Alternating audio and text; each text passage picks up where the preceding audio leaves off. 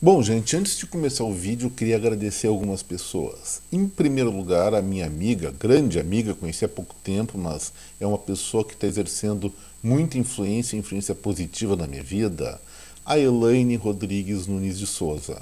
Agradeço a ela, agradeço ao meu grande amigo aí de muito tempo, Wilson Teres de Lima, outras pessoas como a Maria Terezinha Pereira, o João Gamer, dentre outras pessoas que é muita gente, não vou citar aqui, que realmente me incentivaram a continuar com esse canal. Eu realmente, na sexta-feira, fiz algumas reflexões, estava com um autoconvencimento pessoal de que deveria parar ou diminuir um pouco a periodicidade. Essas pessoas e outras me convenceram do contrário, para continuar, tentar mais um tempo, aí vão dar, seja o que Deus quiser. Mas hoje, especialmente, eu queria parabenizar uma pessoa que é a menina mais especial da minha vida, é a minha paixão, é o amor da minha vida, vamos falar assim.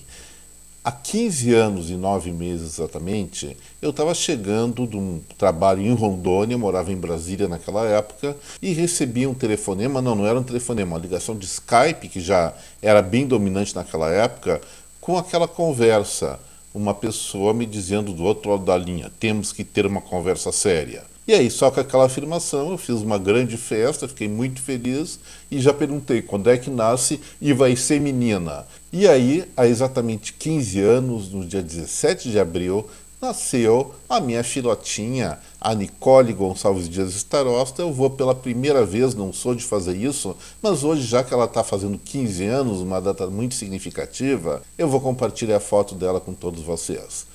Parabéns, minha filha, o papai te ama muito e que você tenha uma vida, uma continuação de vida muito longa, muito próspera e, acima de tudo, muito feliz e com muita realização. Um beijo, meu amor. E agora, gente, vamos tratar dos assuntos do Fora de Curva de hoje. Evidentemente, nós estamos numa segunda-feira, então tem o quadro que vem por aí, mas antes disso, vamos tratar a respeito do dado que saiu bem atrasado do Banco Central, o IBC-BR, a prévia do PIB brasileiro em janeiro, um pouquinho atrasado, como eu falei, mas é interessante dar uma olhada no que aconteceu ou o que essa informação está mostrando. Lembrando, meu nome é Eduardo Starosta e esse é o canal Fora de Curva. Bom, gente, sobre o PIB brasileiro de janeiro, é uma prévia do PIB, aliás, que é uma série de estimativas que o Banco Central faz com bastante precisão de quanto o Brasil gerou de riqueza a cada mês, e esse é o conceito de PIB, de maneira geral, a grosso modo, vamos falar assim. E o resultado de janeiro foi bem razoável, razoável para muito bom. Em termos da comparação, que é o que eu uso, de janeiro de 2023 para janeiro de 2022, a alta foi de 3,03% e nos últimos 12 meses, ou seja, em termos anualizados, foi de 3% fechado, que eu achei que ia fechar o PIB de 2022, fechou um mês depois. E aí, gente, o que eu tenho para falar sobre isso?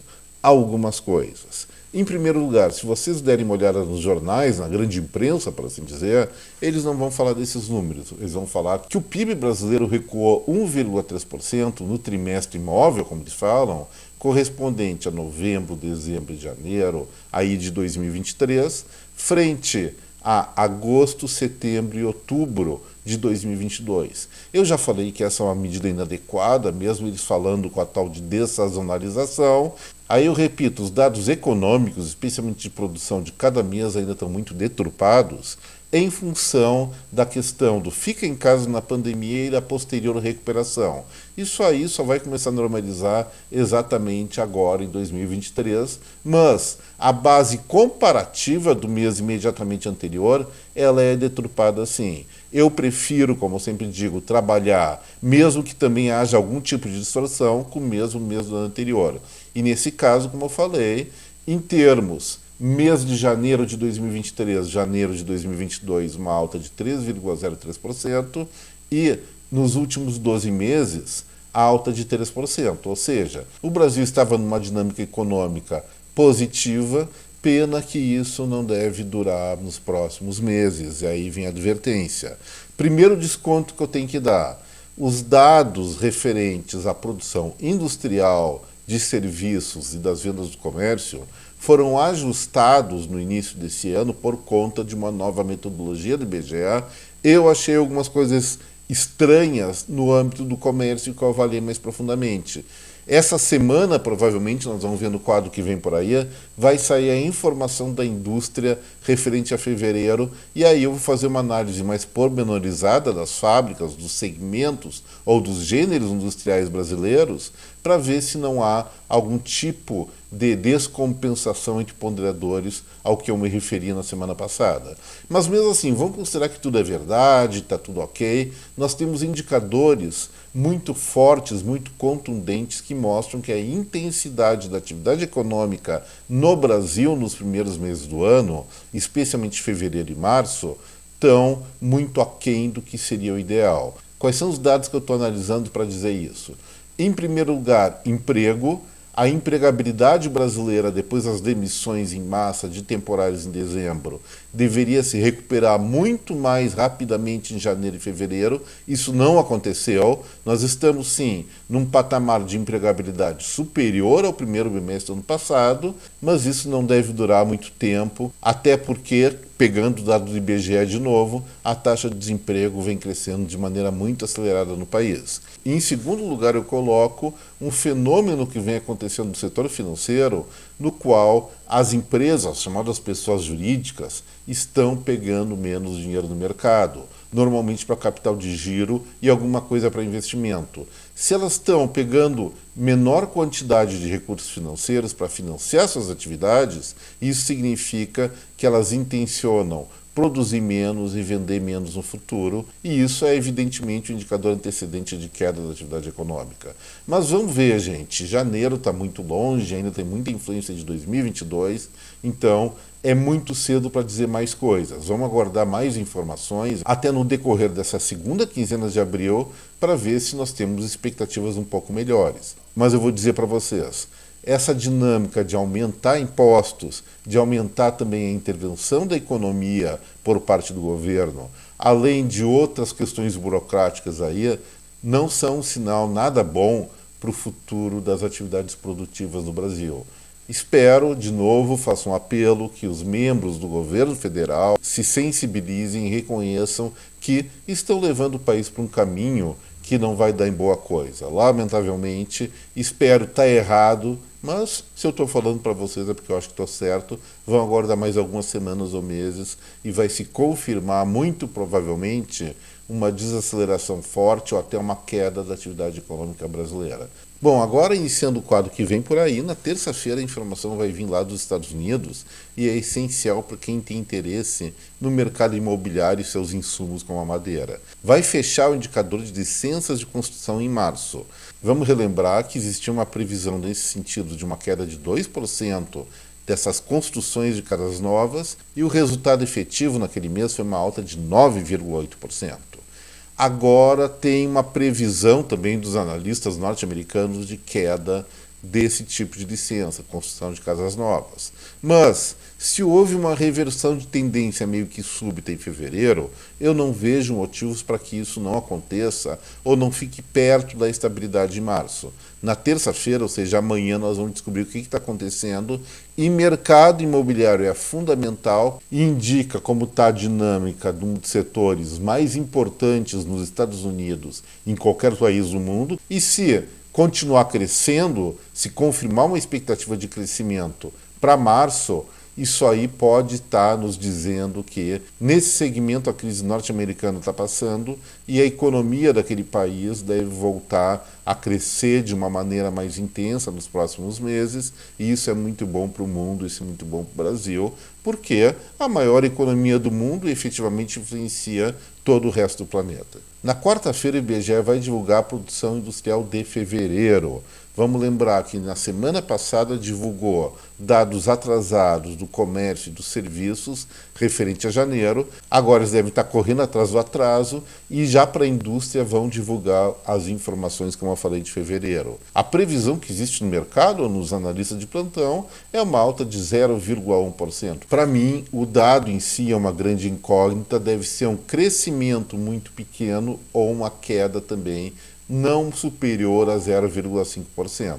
Fevereiro já temos alguns efeitos negativos em relação à empregabilidade e isso pode estar significando menor intensidade da produção industrial. Vamos aguardar para ver. Quarta-feira é um dia bastante importante para as informações econômicas aqui do Brasil.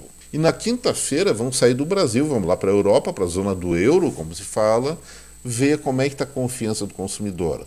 Assim como Estados Unidos, como China, a Europa, a União Europeia é importantíssima para a atividade econômica global. São os 3 principais mercados do mundo. E lá, até pelo efeito da guerra entre Rússia e Ucrânia, as expectativas dos consumidores, elas têm estado predominantemente negativa. O indicador tem estado negativo, mas essa negatividade vem diminuindo mês a mês. Para ter uma ideia, são tirados 2 termômetros por mês. Lá em novembro do ano passado, esse indicador estava em menos 26. Em dezembro caiu para menos 22, janeiro menos 20, fevereiro menos 19, março menos 18,3 e agora em abril tem uma projeção de menos 19,2. Mas eu acredito que seja inferior a isso. O que mostra essa informação? Sim, o europeu, em média, está negativo em relação ao que vai consumir no futuro próximo. Tem seus motivos, como eu falei, uma questão de guerra na Europa, além disso, tem o final de pandemia, com ainda problemas muito sérios na área de fornecimento de alimentos e algumas outras pendenguinhas por aí. Mas eu, pessoalmente, acredito que esse indicador vai ter sua negatividade reduzida ainda mais em abril. Se em março estava em 19,2, eu acredito que ele chegue a abril com pelo menos 18,5 ainda negativo, mas rumando rapidamente para dias melhores. E na sexta-feira, que nós temos feriado aqui no Brasil, se não me engano é Tiradentes, a informação vai vir da Europa, de novo.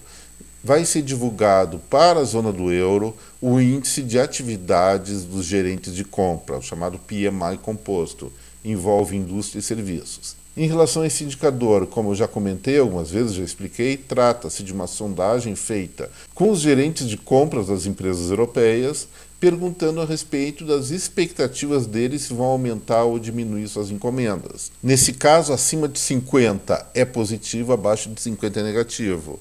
O resultado de março deu 53,7, ou seja, 3,7 pontos acima da negatividade, o que já é bem relevante, e a projeção deles para abril é o fechamento em torno de 54 pontos, ou seja, melhora um pouquinho mais. Isso mostra uma expectativa, pelo menos no setor produtivo, nas vias de fato, uma expectativa de recuperação da economia europeia, o que é uma coisa muito boa.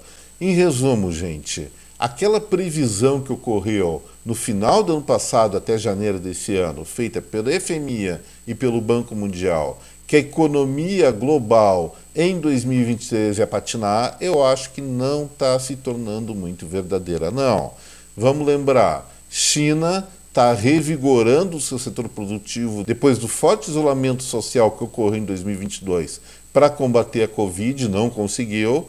Estados Unidos mostra ainda vitalidade em vários segmentos econômicos. O que estava mais fragilizado, o que está mais fragilizado, é setor imobiliário, e ele mostra, pelo menos, tem uma informação que mostra um viés de recuperação, vamos ver se ela se confirma e daí vira uma tendência.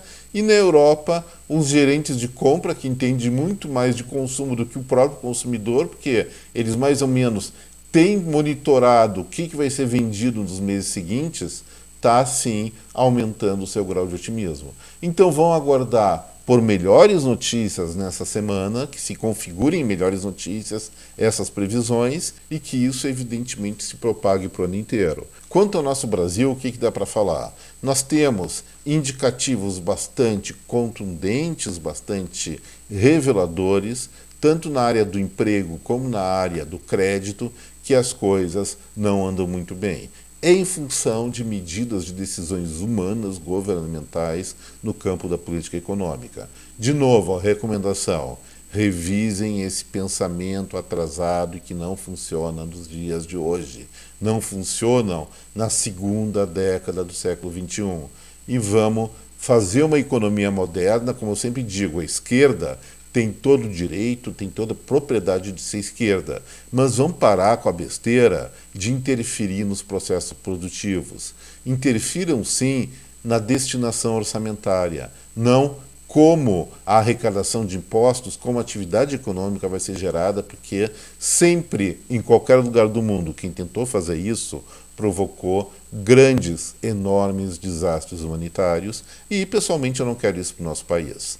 Então, gente, por hoje era isso. Espero que vocês tenham gostado desse vídeo. E, de novo, parabéns para minha filhota, Nicole Gonçalves Dias Starosta. E se gostaram do vídeo, especialmente na foto da Nicole que eu deixei no início dessa transmissão, por favor, não esqueçam do like, do compartilhamento e da inscrição aqui no Fora de Curva. Gente, uma excelente semana para cada um de vocês. Um forte abraço para cada um. Até breve. Tchau.